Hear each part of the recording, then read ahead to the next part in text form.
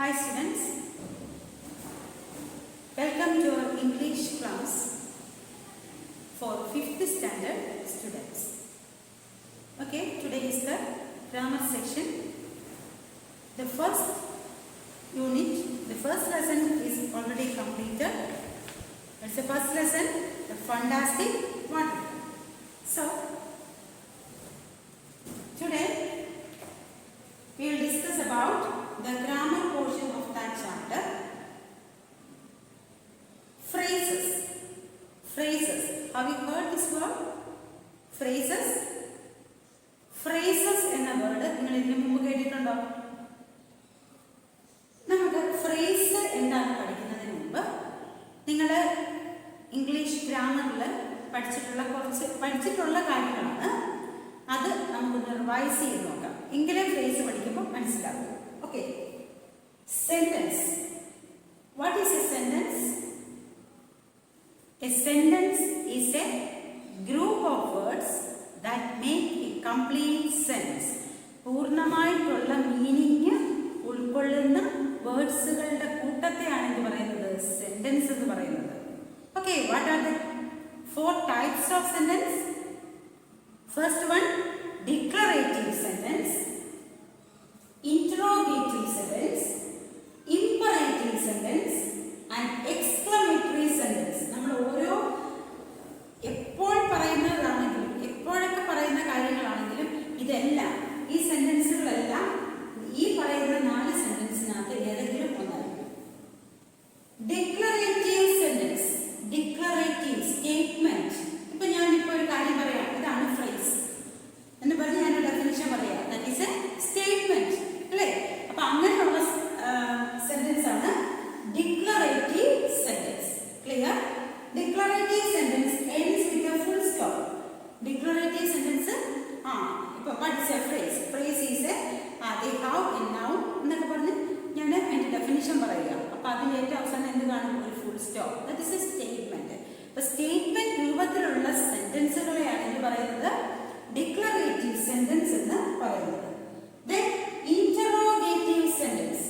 Interrogative sentence means ഞാൻ ചോദിക്കുകയാണ്, നിങ്ങൾ കഴിഞ്ഞ ക്ലാസ്സിലെല്ലാം പഠിച്ചിരുന്നോ? അല്ലെങ്കിൽ നാളത്തെ ഹോംവർക്ക് ചെയ്തോ? ഇതൊക്കെ എന്താണ്? ക്വസ്റ്റ്യൻ ആണ്. What's your name?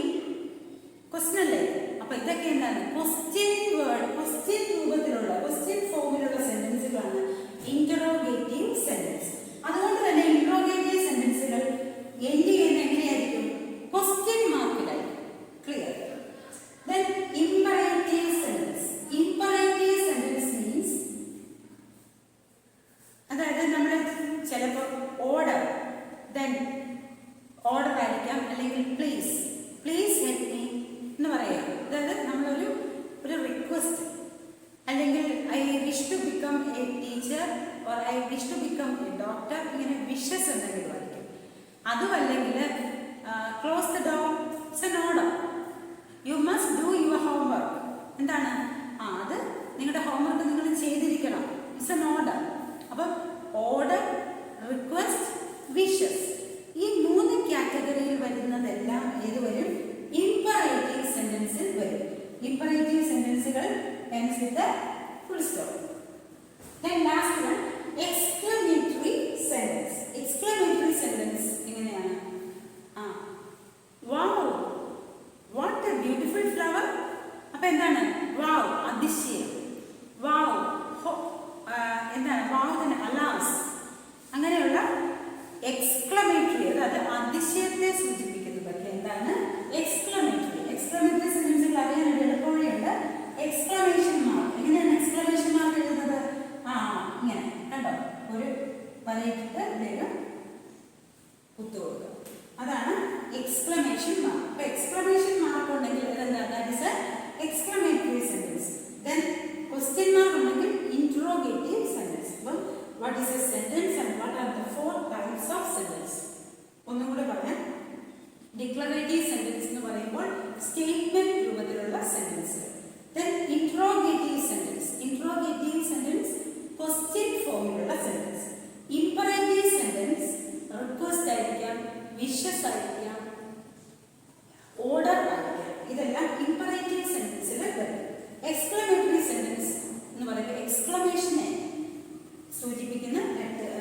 സെന്റൻസ് ആണ് എക്സ്ക്ലമേറ്ററി സെന്റൻസ്.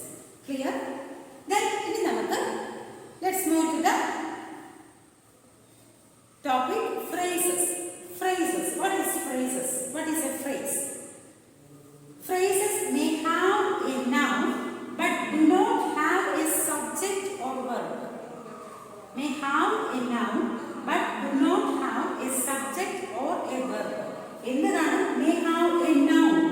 ഒരു noun കാണും but do not have a subject. സബ്ജക്റ്റോ അല്ലെങ്കിൽ വെർബോ കാണില്ല. സബ്ജക്റ്റ് അല്ലെങ്കിൽ വെർബ് കാണില്ല. അപ്പൊ നിങ്ങൾക്ക് അറിയാം സബ്ജക്റ്റ് എന്താണ് അല്ലേ? ആക്ഷൻ ചെയ്യുന്നയാള്. Verb means action, action words. Noun എന്ന് പറഞ്ഞാൽ നെയിം. അപ്പൊ ഈ മൂന്നെണ്ണം അറിയാത്തത് may have a noun but do not have a subject or a verb. For example, the flower vase is on the table. The flower vase is on the table.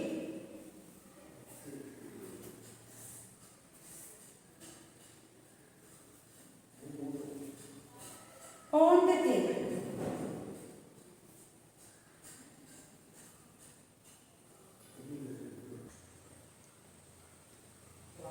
See this example. The flower vase is on the table. Flower vase എവിടെയാണ്? ടേബിളിന്റെ പുറത്ത് അല്ലേ? നോക്കിയേ on the table. On the table. On the table എന്ന് മാത്രമാണെങ്കിൽ നമുക്കതൊരു sentence ആവുമോ? Sentence complete ആവുമോ? ഇല്ല. ഓൺ ദ ടേബിൾ അതിന് മുമ്പ് എന്തോ ഉണ്ട് അല്ലേ?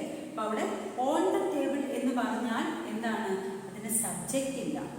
ടേബിൾ നൗൺ ഉണ്ട്. അപ്പൊ അതാണ് പറഞ്ഞിരിക്കുന്നത് may have a noun. Noun കാണാം but do not have a subject. സബ്ജക്റ്റും കാണില്ല, എന്താണ് വെർബും കാണില്ല. അപ്പൊ അതാണ് അല്ല, നൗൺ ഉണ്ട്, സബ്ജക്റ്റ് ഇല്ല, വെർബും ഇല്ല. അപ്പൊ നമുക്ക് ഈ സെന്റൻസിൽ ഫ്രേസ് ഏതാണ്? On the table. Clear? After breakfast. After breakfast എന്ന് പറഞ്ഞാൽ നമുക്കത് കംപ്ലീറ്റ് സെന്റൻസ് ആയോ? ഇല്ല. അപ്പൊ അതൊരു കംപ്ലീറ്റ് മീനിങ് വരുന്നില്ല. ആഫ്റ്റർ ബ്രേക്ക്ഫാസ്റ്റ് എന്തോ ഉണ്ട്, എന്തോ കാര്യത്തിന്റെ ആണ് ബാക്കിയാണ് ആഫ്റ്റർ ബ്രേക്ക്ഫാസ്റ്റ് എന്ന് പറഞ്ഞിരിക്കുന്നത്. അപ്പൊ ആഫ്റ്റർ ബ്രേക്ക്ഫാസ്റ്റ് എന്ന് പറയുന്നത് എന്താണ്? ഫ്രേസ് ആണ്. So take your text. Underline the phrases. I am waiting at the entrance of the temple.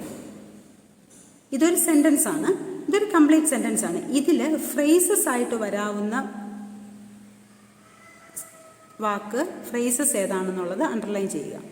I am waiting at the entrance of the temple. അപ്പം ഐ ആം വെയിറ്റിംഗ് അതൊരു എന്താണ്? I am waiting, ഞാൻ wait ചെയ്യുകയാണ്. അപ്പം എന്താണ്? അതൊരു complete sentence ആണ്. അപ്പം പിന്നെ എന്താണ്? അറ്റ് മുതൽ അല്ലേ? At the entrance of the temple, അതാണ് അണ്ടർലൈൻ ചെയ്യേണ്ടത്. അതാണ് ഫ്രേസ്. അതിനാണ് ഒരു കംപ്ലീറ്റ് മീനിങ് ഇല്ലാത്തത് അല്ലേ? The hyenas are crawling. Hyenas are crawling, that's a sentence. പക്ഷെ ബാക്കി നോക്കി, near the head of the deer. Near the head of deer, എവിടെയാണ് പ്രോൾ ചെയ്യുന്നത്, മേയുന്നത് എന്ന് പറയുന്നുണ്ട്. പക്ഷേ ഹൈനാസ് ആർ ക്രോളിംഗ് എന്ന് മാത്രം പറഞ്ഞാലും അതൊരു സെന്റൻസ് ആവും. But near the head of deer, ഡിയറിന്റെ കൂട്ടത്തിന്റെ അടുക്കലാണെന്ന് മാത്രം പറഞ്ഞാൽ അതൊരു സെന്റൻസ് ആകില്ല. അതുകൊണ്ട് അവിടെ തൊട്ടാണ് near the head of deer ആണ് ഫ്രേസ്.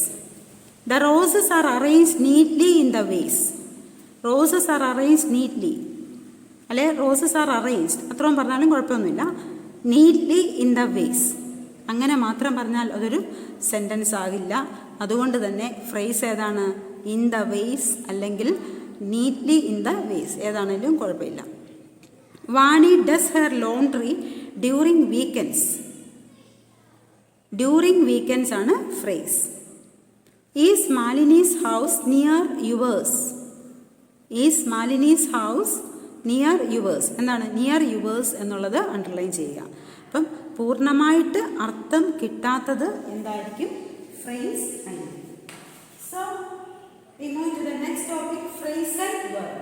അപ്പോൾ ഫ്രേസസ് എന്താണെന്ന് പറഞ്ഞു, അതിനെന്ത് കാണില്ല, ഒരു കംപ്ലീറ്റ് മീനിങ് ഉള്ളതായിരിക്കില്ല, എന്തിൻ്റെയോ ബാക്കിയാണ് എന്ന് തോന്നത്തക്ക രീതിയിലുള്ള group of set of words ആണ് ഫ്രേസ് എന്ന് പറയുന്നത്. ഫ്രേസൽ വേർബ്സ് എന്ന് പറഞ്ഞാൽ എപ്പോഴും വെർബ് അതിൻ്റെ കൂടെ, വെർബിൻ്റെ കൂടെ അഡ്വർബ് അല്ലെങ്കിൽ ഒരു പ്രിപ്പോസിഷൻ കാണും. വെർബിന്റെ കൂടെ അഡ്വർബ്. അഡ്വർബ് എന്താണെന്ന് അറിയാലോ? വെർബിനെ അതായത് വെർബിനെ എക്സ്പ്രസ് ചെയ്യുന്നത് അല്ലെങ്കിൽ വെർബിനെ വിശേഷിപ്പിക്കുന്നതാണ് എന്ത് വരുന്നത്? അഡ്വർബ് വരുന്നത് അല്ലേ? വെർബിന്റെ കൂടെ ഒരു അഡ്വർബ്.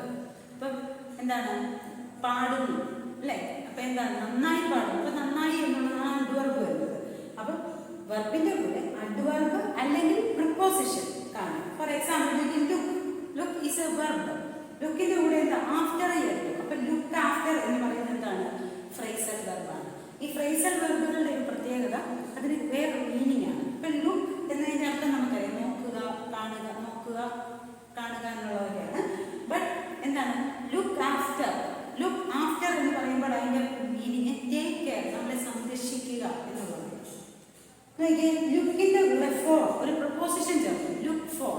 അന്നേരം അതിന്റെ മീനിങ് എന്തായിട്ട് മാറി? ലുക്ക് ഫോർ മീൻസ് സെർച്ച്, എന്തെങ്കിലും അന്വേഷിക്കുക. അതാണ് കണ്ടോ, നമ്മൾ ഉദ്ദേശിക്കാത്ത മീനിങ്ങിലേക്കാണ് phrasal verb. Then look up to, ലുക്കിന്റെ കൂടെ അപ് ടു ചേർക്കും. അപ്പം എന്താണ്? ടു റെസ്പെക്ട് സമ്മൺ, ആരെങ്കിലും റെസ്പെക്ട് ചെയ്യുക, റെസ്പെക്ട് കൊടുക്കുക, അതൊക്കെയാണ് മീനിങ്. അപ്പം ഇതൊക്കെയാണ് ഫ്രേസൽ വെർബ് എന്ന് പറയുന്നത്. നിങ്ങളുടെ ടെക്സ്റ്റിൽ ക്യാരി കൂട്ടി 1 2 3 4 5 phrasal verb carry in, carry out ഉണ്ട്. നിങ്ങളത് നിങ്ങളുടെ ഒരു ഹോംവർക്കായിട്ട് തന്നിരിക്കുകയാണ്. ക്യാരി കൂട്ടി ഉള്ള 5 ഫ്രേസൽ വെർബ്സ് എഴുതുക. ഓക്കെ, അതിൻ്റെ മീനിങ്ങും നിങ്ങൾ ആ സൈഡിലായിട്ട് എഴുതുക. അതാണ് ഹോംവർക്ക്. നിങ്ങൾ എല്ലാവരും ചെയ്തിട്ട് എനിക്ക് അയച്ചു തരിക. Okay, thank you.